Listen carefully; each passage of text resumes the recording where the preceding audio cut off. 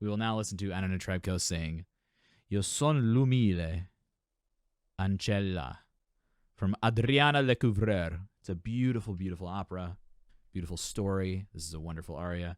This is my favorite role of hers, by the way. And we haven't even listened to Anna Netrebko on stream yet.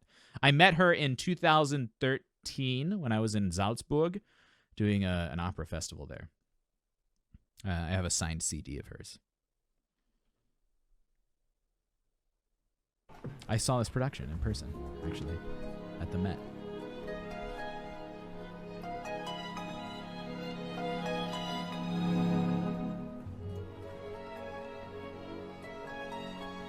Practice.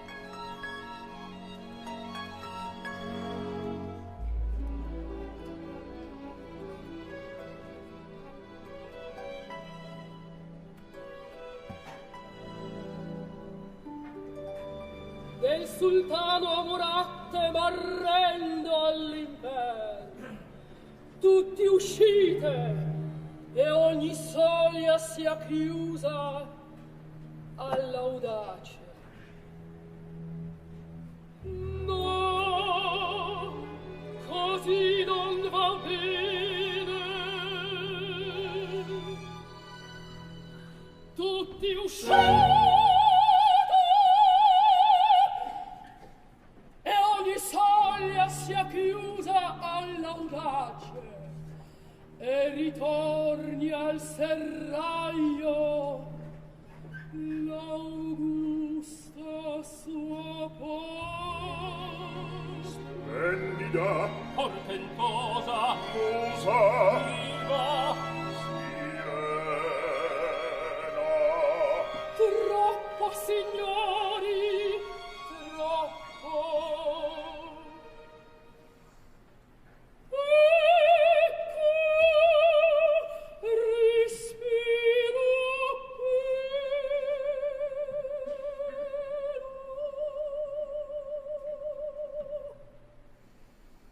Io sono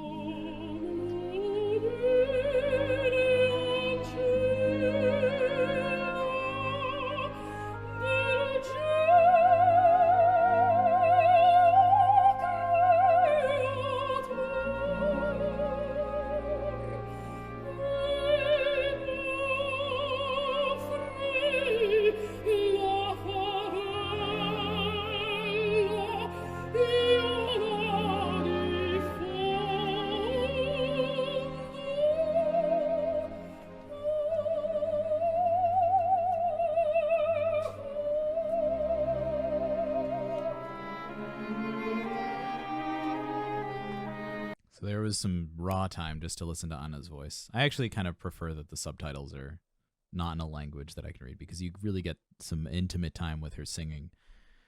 Basically, this is aria comes at the beginning of the opera. Adriana Lecouvreur is a stage actor in the plot. Now, these two men on the side are saying how much of a muse, how amazing she is. She's the diva, blah, blah, blah. And this aria is her singing, saying, I am just a servant of art.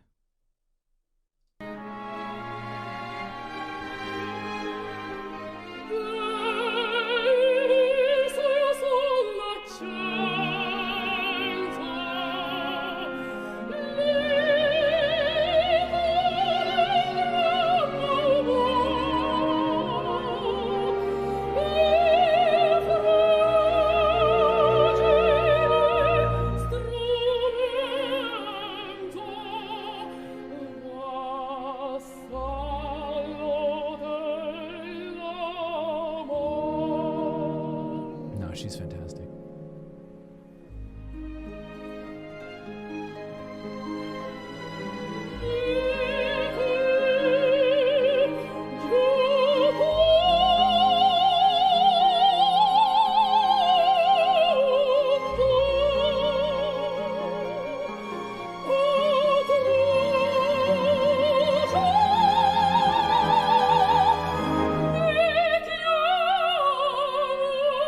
Thank you.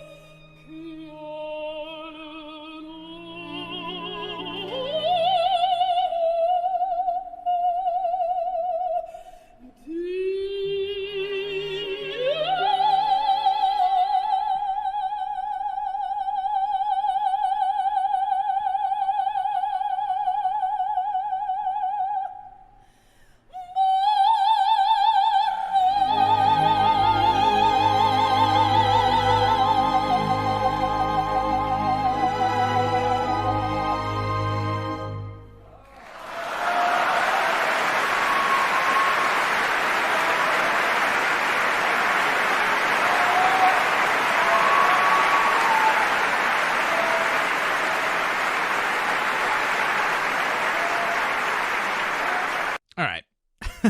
All right. Oh man. You know, it's funny. Like gorgeous, right?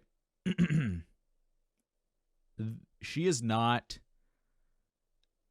a really famous, successful opera singer, soprano, who is beloved by, you know, millions of fans around the world, realistically. Huge fan following, especially for, you know, an opera singer, right? You wouldn't think. Huge fan following. But internally, she gets so much hate from people in academia of opera. Like, she gets shit on for her Italian diction a lot. She gets dragged down for the way, you know, like, if I were a very picky opera singer. Find this one. Here. If I were very picky, I'd take a moment like this, drag her.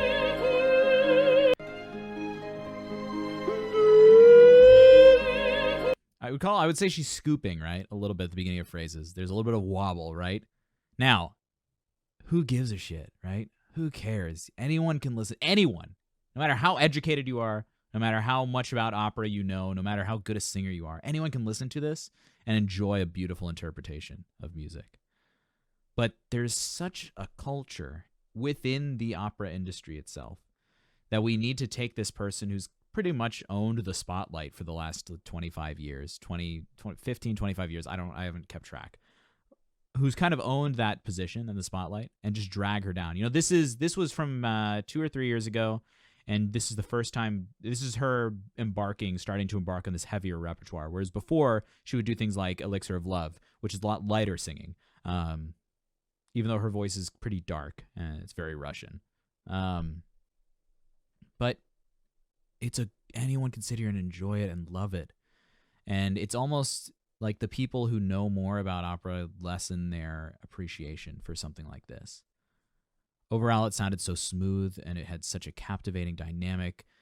Most of common human common, I hate that, but I understand what you're saying, Lenito. Common human beings wouldn't even hear that at all. Exactly, right? So the things that pop out to my ears that I'm used to hearing people complain about, which I don't mind at all, right?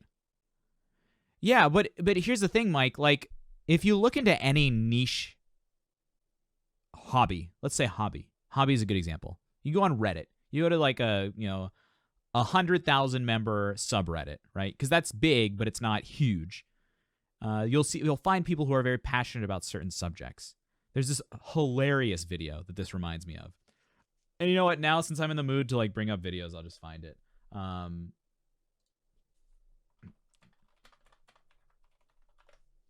It's this video I just like saw for right here. It's a 40-second video. This basically describes how opera snobs exist and what opera snobs are like. And this goes for opera singers, opera, admins, people like conductors and music directors and people who are in charge of opera houses. This also goes for like people who, have defined their identity as opera snobs. Now I love opera more than like anything, right? It's like my second most favorite thing ever. I love performing it. I love listening to it. But man,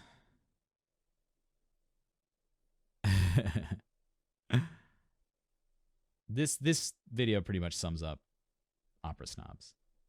This video is called Before and After You Discover the Subreddit for a Hobby. Water's refreshing. I usually like to ensure the pH of the water is strictly 7. Sometimes this 8 is the if I'm opera feeling a little snob. more alkaline. Anything 6 or below is a no-go. I check the acidity with an electronic pH meter just to be sure. You want a nice, crisp, balanced flavor, so no Dasani. I'd recommend Aquafina for a beginner's water if you must go bottled, but honestly, room temperature tap water through a filter is the way to go. Then you get all the minerals. Now, glass shape is important. You can either go tall or you can go wide. We call them verties or hories, vertical or horizontal. I like to go with a hori because I really want to see the water between sips. I think looking at it is half the pleasure. I also always do throat massages and exercises to make sure you get maximum travel velocity down the throat. Where are you going? Not again. That guy makes really funny videos. Pro ZD. But yeah, I mean that's the idea. World game. The idea that like you can appreciate opera having no idea what's going on, and you can enjoy it. Maybe you're not ready. Maybe if you appreciate this aria, you're not yet, going to enjoy sitting for a 3.5-hour opera. That's fine. Eventually, maybe you'd want to do that. Maybe not. But once you get to that point, where's the productivity of becoming more selective with it, right? I love Anna's singing, and I can understand people's complaints, but I don't think they're valid, right? It's the idea that people who know more about the subject, people who are more invested in the subject, think that there is a right way to do it, right? When you become more invested in something, you become convinced that there is a right way and a wrong way, and that the way that you have structured for yourself to interpret something is right, right? That's, again, ego. Ego being interfering with your aesthetic appreciation of something. And you think you need to then correct someone else's aesthetic appreciation of something, right? People who are here in chat, I know you guys aren't like this. You wouldn't be here if you were like that. But it's a problem. And it needs to be dealt with. No, but, it's, if you appreciate this, you appreciate it. You don't even have to have a reason. Just being there, just being in the moment and appreciating something is enough. No matter how educated you are, no matter how much information you have on something, right? I love Anna's singing. I never have not, but I hear so many people in my circles complaining about it because it's kind of fashionable. Oh, Aaron, welcome. Yeah, Aaron, we'll play the rest of this out. And I mean, we already finished it, but we'll find some interesting vocal talking points, right?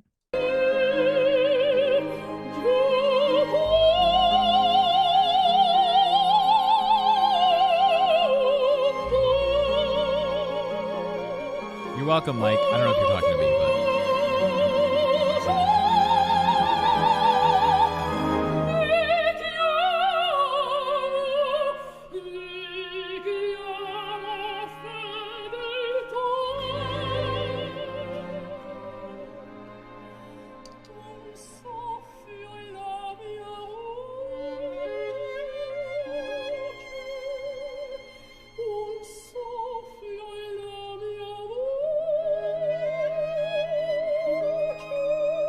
So smooth, man.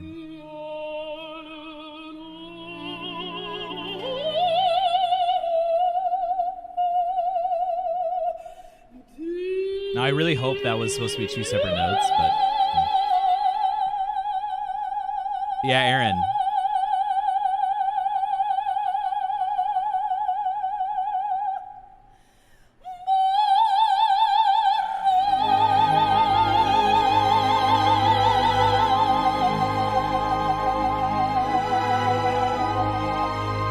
Solid breath control, dude. It's amazing breath control to keep that such a light, to keep such a light timbre while maintaining this chiaro in the sound and keeping that depth that she always has.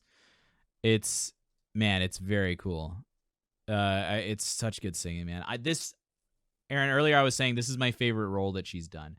And since we're here, and since Anna is such a kind of prolific character in the opera world, I'll say. Let's listen to her singing something much earlier, because this does not happen often. Let's listen to her singing from Elixir of Love. Ooh, with Matthew Polenzani? No. Earlier. I want earlier. I want her singing. That's Act 1. What's the big aria for her character? The finale. How long is this? 17 minutes.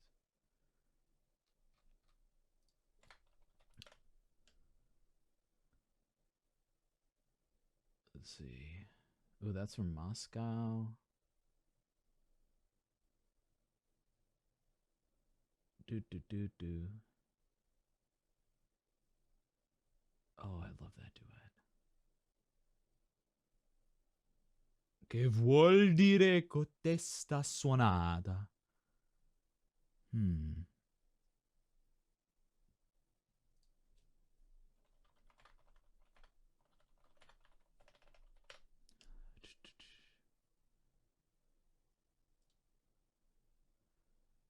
Let's listen to Prendi per me se libero. That's what we'll listen to. Prendi. So this is recently uploaded, but I think this is from like 2009, 10 or something. This is Prendi per me sei libero. This is the soprano aria from Elixir of Love.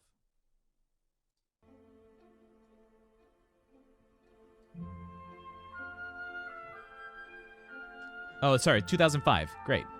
So way before that. So for those of you who don't know, the tenor here, Rolando Villazon and Anna Netrebko, they kind of made each other very successful, famous. They did a lot of this. They did a lot of La Traviata. Rolando actually went through some vocal difficulties because he was performing too much, too harsh on his voice too soon. So now he's singing smaller repertoire. But that's the life.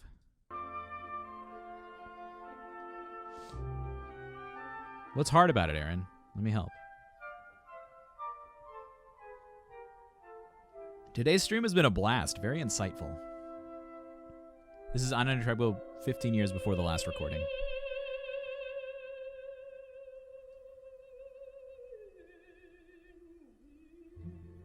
It's pretty low.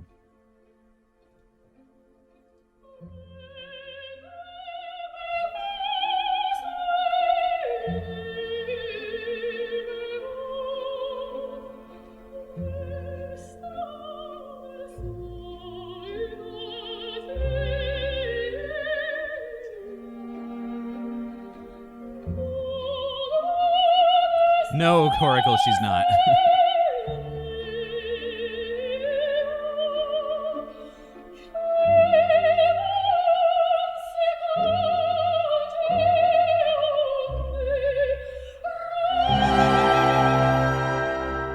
There's a lot of really good questions going on in chat. Donut, for one thing, smaller repertoire means when I say that, I mean less demanding on the voice and also smaller orchestration, so you don't have to focus on projecting as much. Because if you have a voice, all voices eventually kind of fall into their own category, how much they're able to naturally project.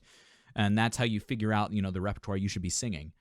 Now, if you sing repertoire that's too, quote unquote, heavy, meaning the orchestration is too thick for your voice to really get through effectively, or doesn't really match the way the vocalism was written, then you risk pushing too hard and doing more long-term damage on your voice over time. Like if I sing, bel canto is notoriously, it's light on the orchestration, so the voice can sing lighter and you can be more flexible. Whereas Wagner, notoriously, you have to be able to cut more with your voice, which for some voices means using a lot more energy. For some voices, it just means using more natural resonance, which is obviously usually the better option, but it's more difficult to really do well. It's more refined, more finessed. Puccini is pretty much right in the middle. You can sing it easily, but it has a lot of thick orchestration to it. She's not holding sheet music, by the way. She's holding a letter that her character has received in the show, and she just got the letter and is reading it. So this is a letter from Nemorino, I believe. And the whole opera, it's a comedy, right? But the whole opera, he's trying to get her to fall in love with him, and then all of these hijinks happen, and he buys a fake magic elixir to get her to fall in love with him, and he thinks it's because of that she loves him. Then he feels bad, but it's really not, because he just bought some cheap wine from a guy. It's actually very funny when it's done well. She's 34 in this performance. Yeah, so she was late 40s, approaching late 40s in that last thing we saw. It's the Twitch DMCA letter. Yeah, I'm waiting for that one too, honestly. I'm waiting to get so stricken from that. Then we'll just jump to YouTube, but I think Twitch is fun. Yeah. So again, not reading sheet music on stage.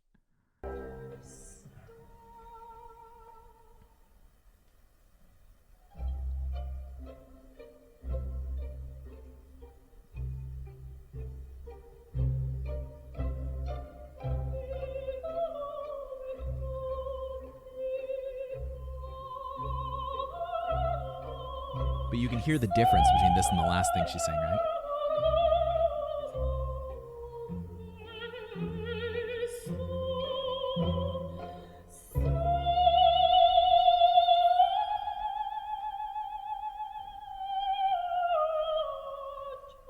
Yeah, Edo-yan, I have some good advice, actually.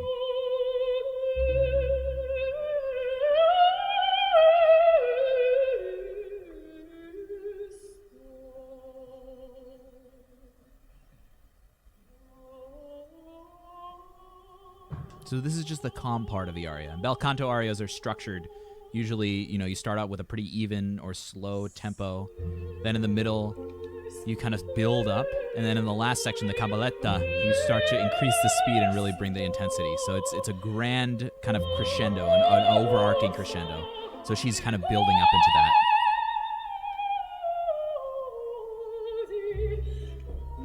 Yes, much brighter sound, much more youthful sound. Makes sense. That happens as you grow up. The voice naturally darkens on its own if it's not interfered with.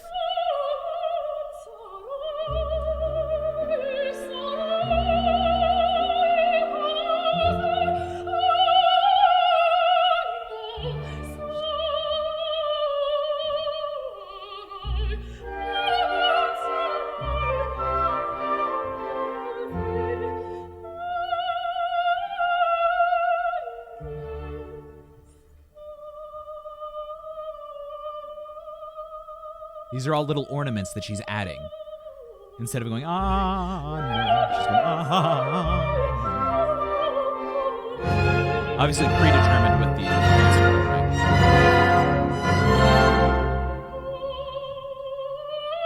See what she's going to do.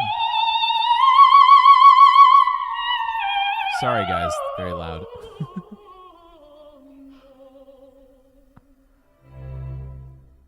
Beautiful high note, though.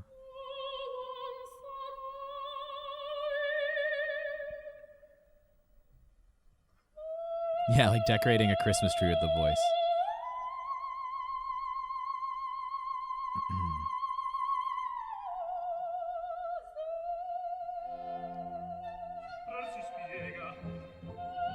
Okay, so we have a half of this already to go, but I want to answer some questions first. A little unrelated, Aoyan, but yes, so for someone who wants to sing better but are stuck in a wheelchair, the only muscles required for vocalism, for healthy vocalism, are starting in your pelvis and then going up. So if you have access to those muscles down there, you just have to feel what's happening with your air and imagine your air pressing against whatever the lowest surface is. So if someone is standing, I would recommend them to feel the air coming through their feet. If you can't stand while you sing, and mind you, I don't have any experience in a wheelchair, and I can't fully understand your circumstances, but my advice would be feeling the air come through the lowest point of contact in your body and allowing the expansion that you feel when you inhale to go as low as possible, right?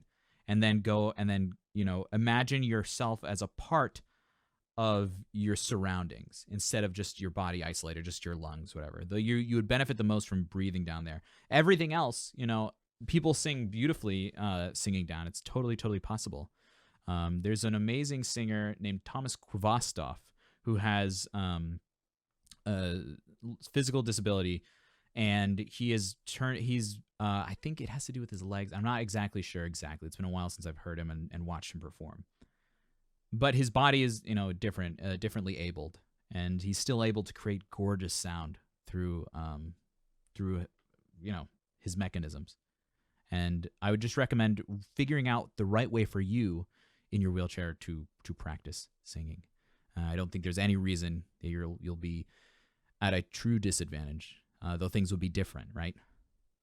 The other thing about any food that is adversely affecting the voice, the biggest negative impact of diet on the voice is if it causes acid reflux. So diets that are heavy in processed food, are heavy in trans fats, or just fats in general, creating acid reflux, which is basically just heartburn, but it gets past your lower esophageal sphincter, goes up your esophagus, and comes out of the esophagus and lands on the vocal cords and causes swelling. So to avoid that, you want to stick to lean proteins, a lot of green vegetables, not too many basic carbs. You want complex carbs, things like brown rice, and a lot of fruits and vegetables more so than like fatty meats. Lean meat is good. It is less likely to cause acid reflux, but acid reflux is the biggest negative impact of diet on voice.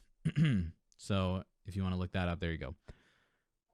Facial expressions when singing and talking create a sound that resonates with us to the emotions that the expression also means. Do you think that the reason is because we just learned as a species to correlate them all together?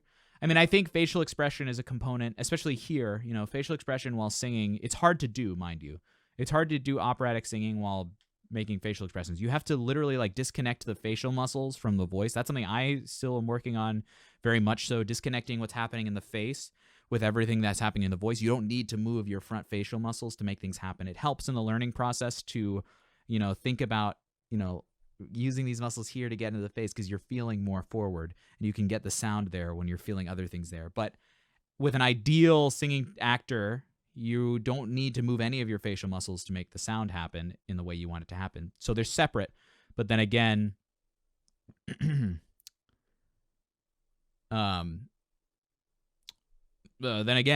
the sound, can be independent completely of the facial expressions. And I think we've learned psychologically to interpret facial expressions as an emotive tool. Thomas Kwastoff was born with birth defects to the legs and arms because his mother took prescription drugs during pregnancy. His voice, Donut Man, I didn't know that, but thank you for the specifics. Yes, so he has defects in his legs, birth defects in his legs, have to do with his legs and his arms, but his torso is still, there's nothing impacting his respiration. And he's able to create beautiful interpretations. He's a baritone. He has beautiful interpretations of German Lieder. A really amazing singer. I've studied a lot of his performances. Pretty much you don't need legs to sing. That's what my pedagogy teacher, the teacher who taught me how to teach, that was like the first thing she said in the respiration section. She's like, the first thing you need to know about singing is that you don't need legs to sing. And so you can totally sing sitting down. It's just a matter of knowing, for a while during quarantine, before I started live streaming, I was doing a lot of rehearsals just sitting in my chair over Zoom and whatever. And this is a huge tangent, but it's all really good stuff. And I got used to singing sitting down, and I would sing better sitting down for a while than when I was standing up because I wasn't practicing enough standing up because I was so like, quarantine sucks or Zoom rehearsals suck. I'm just going to sing sitting. Yeah. Oh, I didn't know that. I didn't know that, Ally Joe Black. We will definitely have to watch some of her. All right.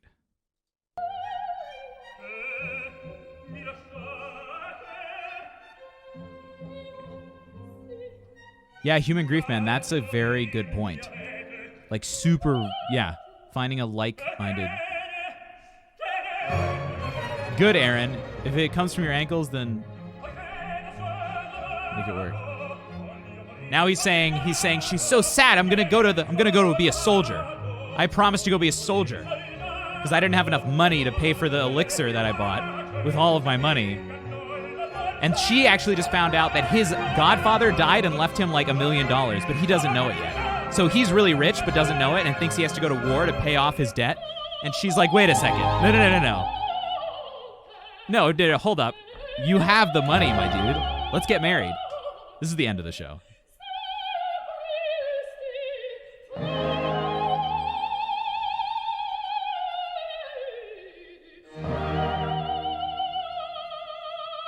No, I don't think your wheel spin would get moved. Elrond, what's your wheel spin? We'll listen to it next.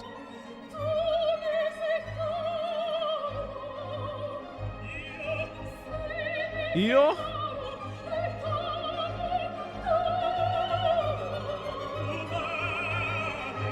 Tu mommy? You love me? See?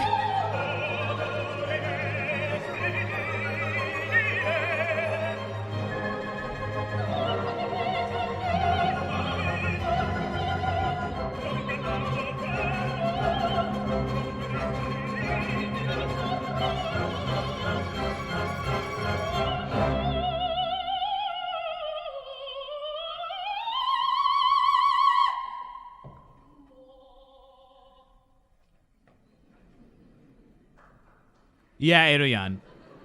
I can see that. That's funny. They're kissing.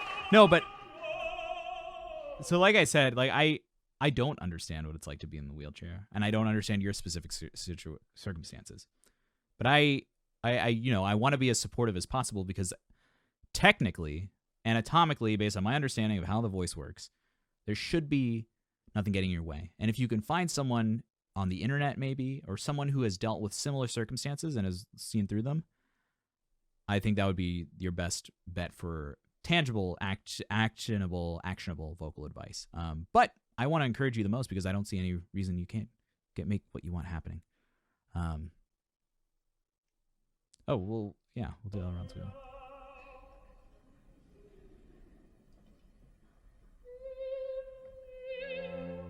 Yeah, I would love to get my face blasted by Anna Netrebko. Don't clip that, please.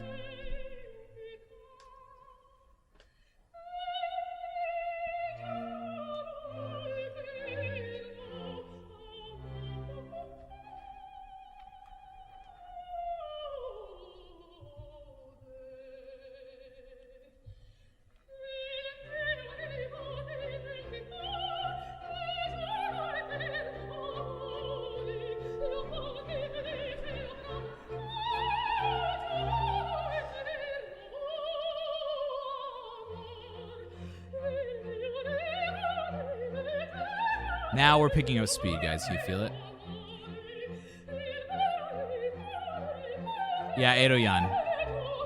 Though that advice is not necessary, I will say.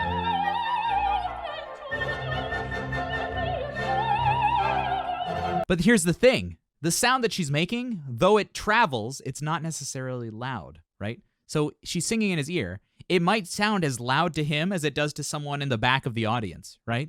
Because she's relying on natural resonance and acoustic for the sound to evolve as it leaves her head. The sound is going to be very different 10 feet away than right up close. That's what makes it happen, right? That's how operatic singing works without artificial amplification. Edoyan, to answer your question, like when, or to at least comment on that, like if someone said, you know, ableism, yes, is a big problem when it comes to the arts because and athletics and that kind of thing. There's no need. There's literally no physical need in the singing voice to engage any function of the body beyond the pelvis and lower, right? And beyond the shoulders, honestly. You don't need your arms to sing. You don't need your legs to sing. Everything that involves singing is from the pelvis up. So if you can access the pelvis as a mode of hitting a surface, being your chair or wherever you are, that can be your point of contact. So replace all philosophy, everything that has to do with the feet when it comes to breathing, and replace it with your point of contact. Now, I hope that, I mean, that may not work for you, but I've worked with singers sitting down in that way as well. Like a lot of people who come on the stream are always sitting down when they sing, and so we work in that context. People who are standing up, we use feet. But again, I want to give you coraggio. Pursue and try, experiment. There should be nothing stopping us from pursuing our goals, especially in singing. I want to support you in that as much as possible. When I was a teenager learning opera, I sang in an enclosed car. It was not nice. Yeah, I once sang in a moving car. There's so much more volume. There's so much sound happening in a car that we don't realize that you end up pushing a lot. It's very hard.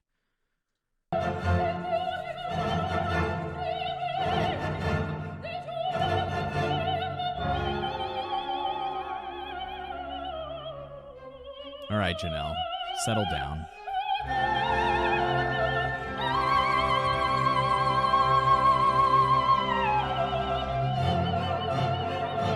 Adrian, DM me also. I want to talk more about this.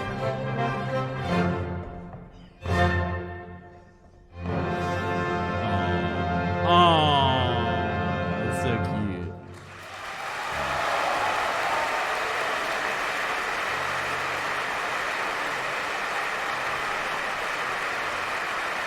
Yeah, singing in the car is actually one of the biggest things that ENTs discourage when it comes to like vocal health things, because it's almost like you're singing in like a club or like a restaurant, because there's so much noise happening around you that you're not really conscious of, so you end up pushing your voice a lot more than you need to. So we just heard Anna singing, 16 years ago. Let's just hear real quick what she was doing 2 or 3 years ago. This is how the voice has changed, evolved over a very illustrious career in opera.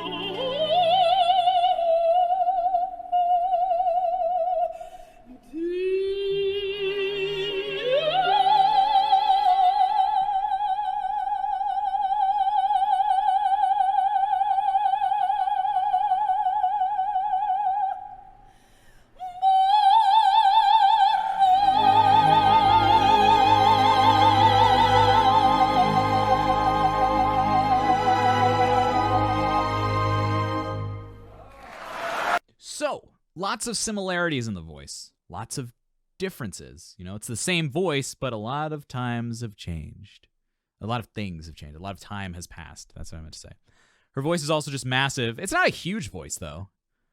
I mean, this is like probably the biggest repertoire she's gonna sing. Yeah. Anyway, serious question: does the fact that she gained weight also change her voice? Maybe. Weight has points. Weight has effect on the voice, but at a certain level, if your technique is masterful, it could or could not. I've always heard that it affects, if you gain weight, it affects your voice positively. She also has had some kids since then, right? So that also has an impact on it. Beautiful, beautiful singing from Anna.